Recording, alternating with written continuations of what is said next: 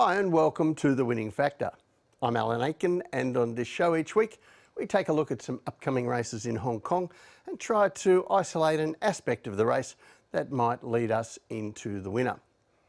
Well, mixed meeting on Sunday, dirt and turf races. We're going to look at a couple of the turf races, starting with race 3 and our winning factor here, the bounce back.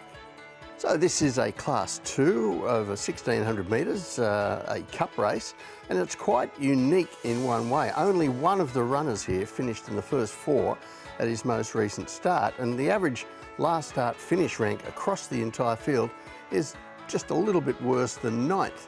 So we don't see that too often.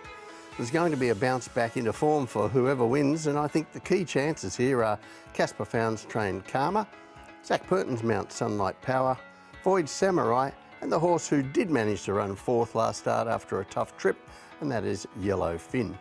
Now, to be fair to these horses, they all have good talent, and any one of them could win the race if he gets back to his best form. But as I mentioned, quite a few struggling for form, and I guess our job for finding the winner is to work out who's the most likely to reverse recent defeats. So I've narrowed that down to Sunlight Power and Karma. Now for Karma, his most recent effort, we have to go back to December 4. This was at Happy Valley, and Karma has failed, or certainly not been well suited, around Happy Valley at his only 2 appearances there. So this is race 239. He's in gate 6, Vincent Ho aboard in green and yellow striped colours. And the big surprise soon after the start is that we find him outside the leader, Sunday's rival Yellow Fin. Now that's not where we expect to find Karma, usually a run-on horse, and not a good spot to be as the race unfolded.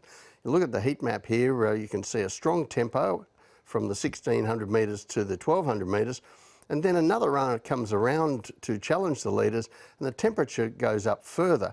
It's still red on our guideline there, but I can tell you the pace went up 3 lengths in that 400 metres. So by the 800 metres, the leaders are cooked, and easy prey in the stretch when the run-on horses come for them.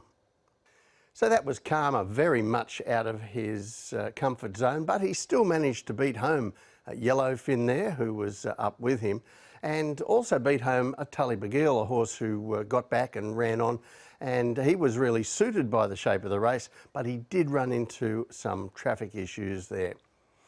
As for Sunlight Power, well, his last start defeat had more to do with traffic than tempo. This is race 343, gate 9, orange and black colours, and he jumps well, but this isn't a horse known for his early speed, and while the first half isn't fast, it is genuine, and Jerry Chow drifts back on Sunlight Power, looking to drop into some cover.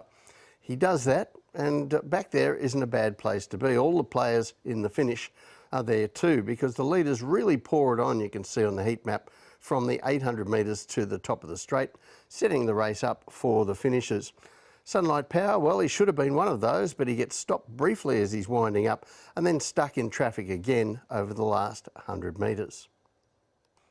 So on Sunday, Zac Purton takes over from Chow on this horse, and there's been a bit of a Zac fest this week after he broke Douglas White's all-time win record, and rightly so.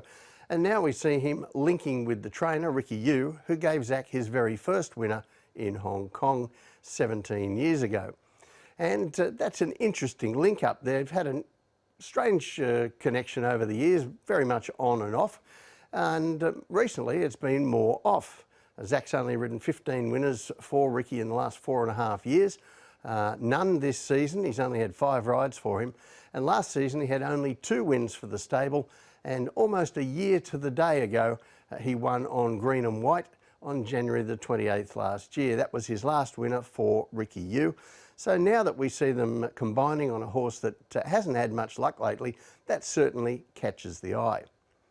When we go to the map for this race, it's just a small field, but 3 horses who race best pushing forward for the lead: Yellow Fin, Flaming Rabbit and Void Samurai. And while I don't think we're going to see them going to war in front, they should make things busy enough for everyone to get their chance. I'd be surprised if we saw Karma ridden anything like last time, while Sunlight Power Might even be a little bit closer this time, up to 1600 metres and drawn better, but he's still going to be a horse running on at the finish.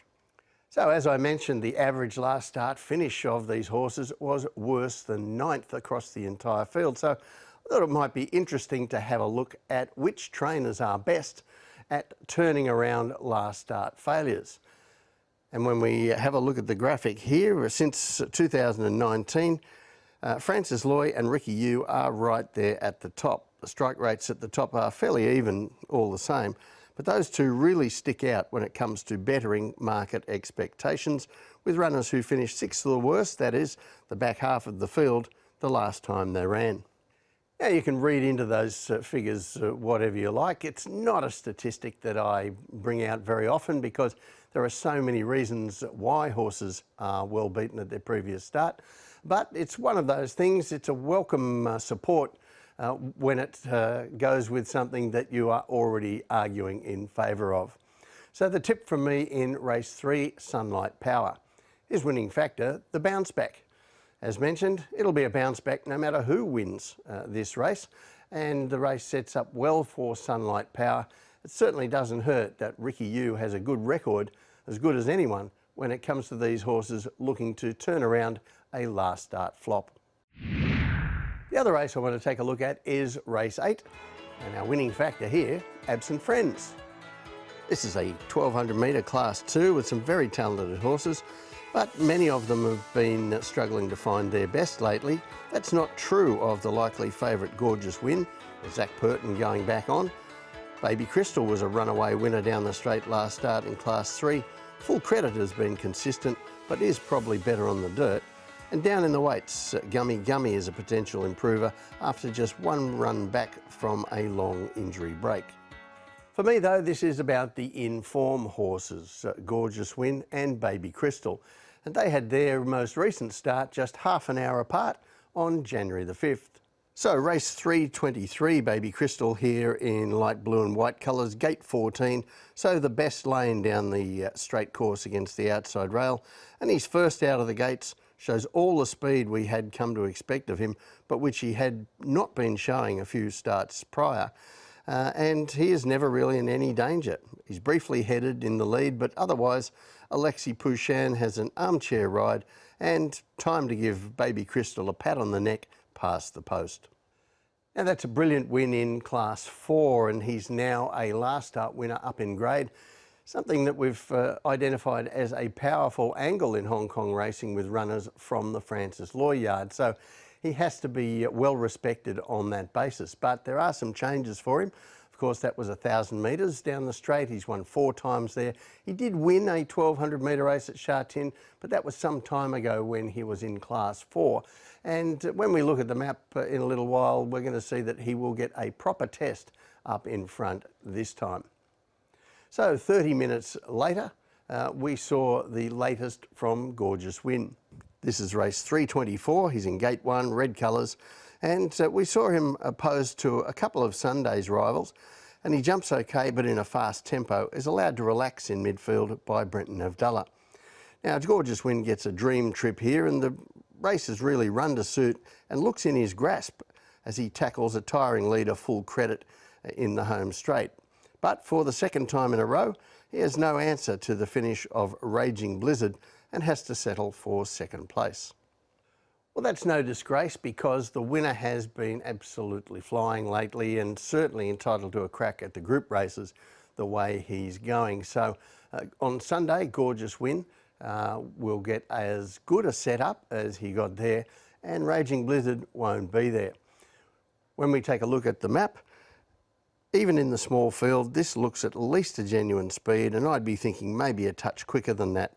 Superb Capitalist, Harmony and Blessed, Full Credit and Baby Crystal, all potential leaders, and even Wonder Kit has good pace to be up with them.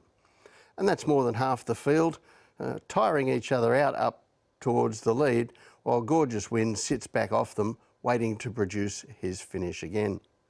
And as an added bonus, Zac Purton gets aboard again. Now, Brenton Avdulla rode the horse perfectly last time. He had every chance, but Zac does have an affinity with this horse. He's ridden him 6 times for 4 wins and a nose second. and that nose second was to his nemesis, Raging Blizzard, last season. So the tip from me in race 8 is Gorgeous Win. His winning factor, Absent Friends. Now, everything about this race in terms of form sets up well for him. He gets his favourite jockey back, and I'm sure that Gorgeous Win's record over 1200 metres at Sha Tin, which is 13 starts for 4 wins and 4 seconds, would read a whole lot better if he hadn't had those 3 seconds behind Raging Blizzard. He manages to escape him on Sunday, and that should be the signal for him to break through. Well, that's it from the winning factor this week. Good luck on Sunday. We'll see you next time.